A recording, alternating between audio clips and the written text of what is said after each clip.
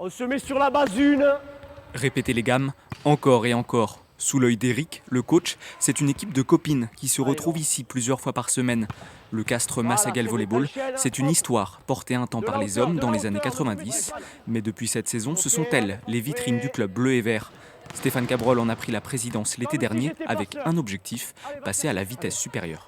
Il y a eu beaucoup de travail, un business plan qui a été fait, comme pour une entreprise.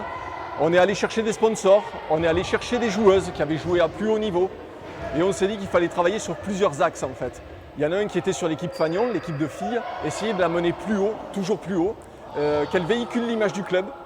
Résultat, cette saison, les filles marchent sur l'eau. Première de National 3 avec 11 points d'avance et 2 défaites en 17 matchs. Difficile de faire mieux. Chaque match, en fait, on se dit on est attendu au tournant, parce que nous, il nous faut que peut-être un moment, on va être pas attentive et on va perdre. Et en fait, c'est ça qu'on veut pas, quoi. Noémie, Nono, c'est le noyau dur du collectif. La centrale a connu le club enfant avant d'intégrer l'équipe première il y a quelques années. Cette saison, ce sera sa dernière, alors la Castraise n'hésite pas à faire des sacrifices. 3 entraînements semaine, c'est-à-dire que voilà, le travail, il faut faire en fonction des rendez-vous, de finir un peu plus tôt. Quand on a des enfants, c'est compliqué pour la garde, pour les aller chercher et tout ça. C'est comme ça, c'est la vie de sportif. Hein.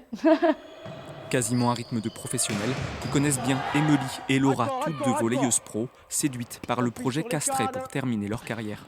Si on peut les tirer vers le haut et pouvoir donner un peu plus avant vraiment clôturer tout ça, ça nous fait énormément plaisir. Pour les filles et leurs coachs, les ambitions sont claires, retrouver le très haut niveau le plus vite possible. La Nationale 2, ça permettrait de changer de niveau, mais aussi de recréer une émulation. Et puis comme c'est un club qui a déjà vécu le haut niveau, ça serait un joli pied de nez un petit peu aussi au passé, où le club a vécu des moments difficiles.